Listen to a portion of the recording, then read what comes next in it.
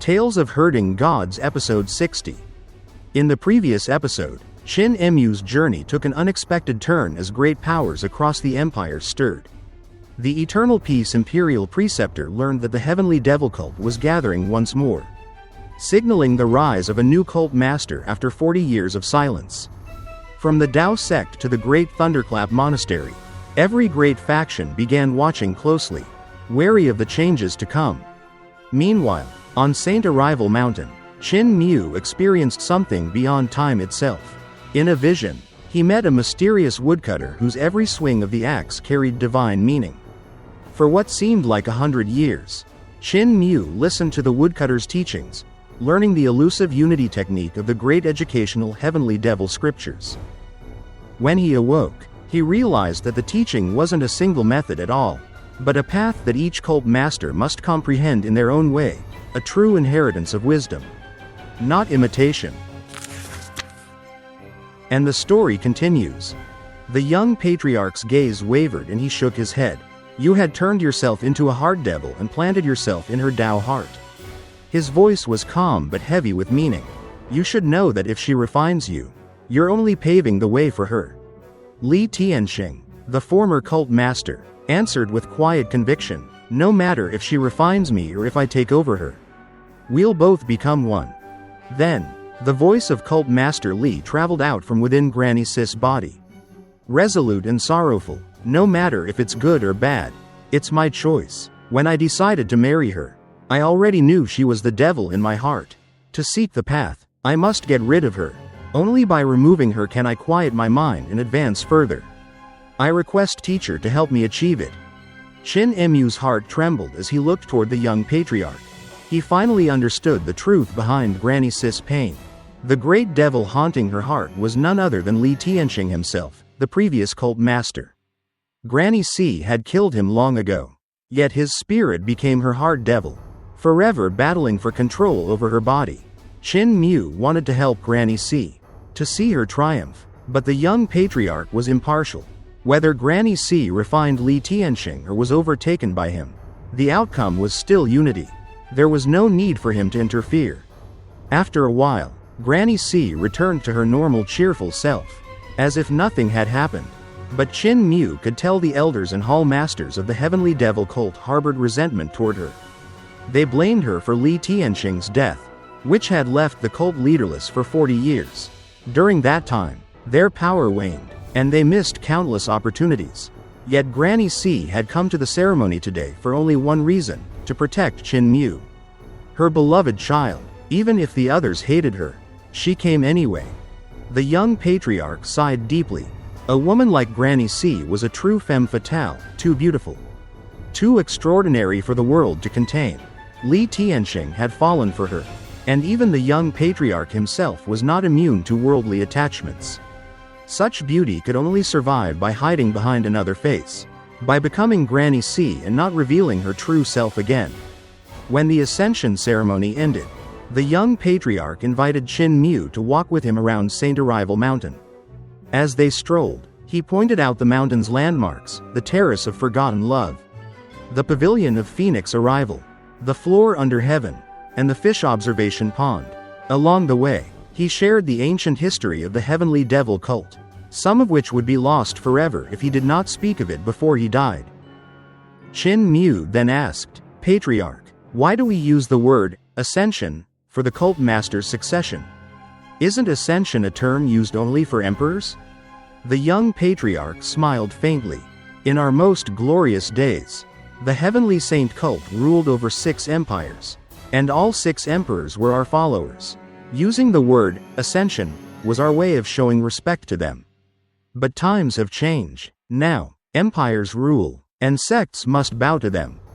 He led Qin Mu into a great hall, simple, built of green bricks and red tiles. Nothing like the golden splendor of imperial palaces.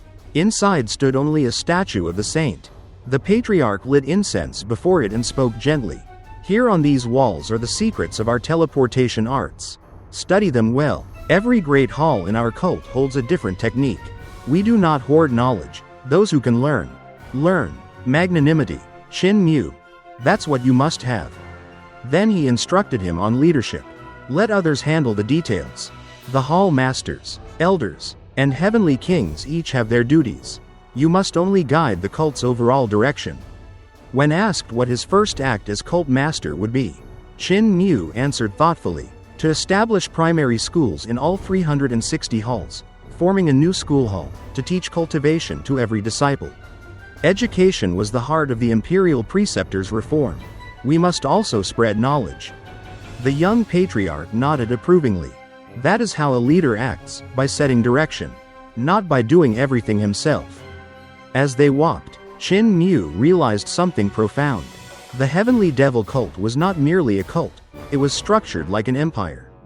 It had its own officials, armies, and territories. If the Eternal Peace Empire was a sect disguised as a kingdom, then the Heavenly Devil cult was a kingdom disguised as a sect.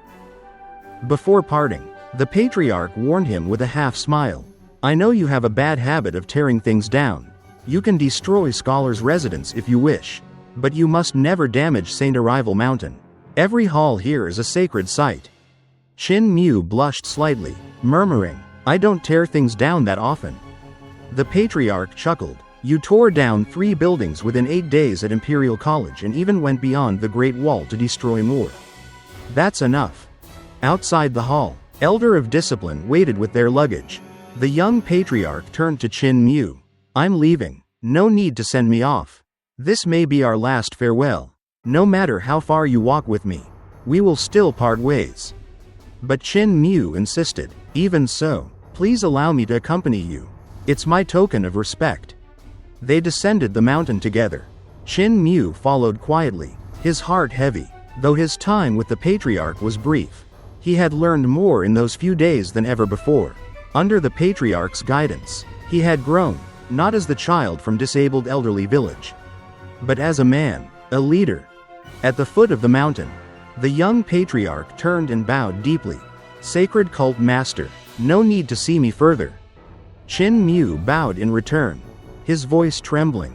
"Farewell, Patriarch." The young patriarch leapt from the cliff, his figure vanishing into the sky, followed by Elder of Discipline. Qin Mu remained bowed for a long time before he straightened. He knew he would never see that young old man again. The next time, Elder of Discipline would return with only his ashes. Perhaps, Qin Mu thought, the patriarch's final wish was to rest eternally within this mountain, to become one with it, his spirit bound to the doctrine he had followed all his life. Soon after, the 360 hall masters departed, their great flags unfurling in the wind. Qin Mu returned to his quarters where the few remaining protector elders greeted him respectfully. "Sacred Cult Master." He nodded politely, then found the left and right guardians, 2 middle-aged men in white and black robes, and explained his plan for the school hall. They asked what would be taught, and he replied, "All techniques and divine arts of the great educational Heavenly Devil scriptures. Also, we will create a floor of heavenly records here on Saint Arrival Mountain. To gather all the world's knowledge, copy every scroll from the Imperial College's archive and bring it here." The guardians took note, bowed, and vanished using teleportation. Qin Mu watched, amazed at their mastery. He turned to Hu Linger beside him and said, "Our cult's teleportation is truly powerful. Come, let's study it quickly. Without learning this art, we'll never be able to leave Saint Arrival Mountain. As the sacred cult master, he can't be so thick-skinned to pester others to bring him out. Right?" And that wraps up this episode. In this part, we witnessed a deeply emotional and transformative moment in Qin Mu's path, a chapter filled with wisdom, farewells, and the quiet strength of acceptance. The story opened with the confrontation between Granny C and her inner demon, Li Tianxing, the former cult master and the man she once loved. Their connection had long transcended life and death, becoming a struggle between love, guilt, and the pursuit of the Tao. It was not just a battle of power but one of hearts, a tragic reflection of what happens when affection turns into obsession. The young patriarch's calm guidance illuminated the scene with clarity. He understood the balance of fate and choice, teaching Qin Mu that leadership required not only strength but also impartiality and understanding. As Qin Mu listened, he came to realize that every person carried their own heart devil, something they must face to grow. For Granny C, that devil was her love; for Qin Mu, it was his fear of not being enough. After the ceremony, the young patriarch shared with Qin Mu the deep history of the heavenly devil cult, explaining its past glory, when it once ruled over 6 empires, and the principles that still guided it. He also showed Qin Mu the secret arts of teleportation and the open-hearted philosophy of the cult. Knowledge was not to be hoarded but shared freely. It was a moment where Qin Mu began to truly understand what it meant to lead, not through control, but through trust and wisdom. Their final walk together down Saint Arrival Mountain was filled with unspoken emotion. The young patriarch's farewell carried the weight of inevitability. He was walking toward his end, ready to return to the earth he had served his whole life. For Qin Mu, this was not only a goodbye to a mentor but the moment he stepped into adulthood. The child who once relied on Granny C and the villagers was now a man bearing the responsibilities of a leader. In the end, Qin Mu began his first reform as the new cult master, establishing schools across the 360 halls and creating a great library, the floor of heavenly records, to preserve and share all knowledge. His vision symbolized progress, wisdom, and a bridge between tradition and the new world. This episode captured not just a farewell but also a beginning, a shift from the past toward the promise of change. It showed how every teacher, every parting, and every loss becomes a step toward growth. If you enjoyed this episode or found it meaningful, don't forget to like the video and subscribe to the channel so you won't miss the latest episodes in Qin Mu's ongoing journey. Thank you so much for watching, and I'll see you again in the next episode.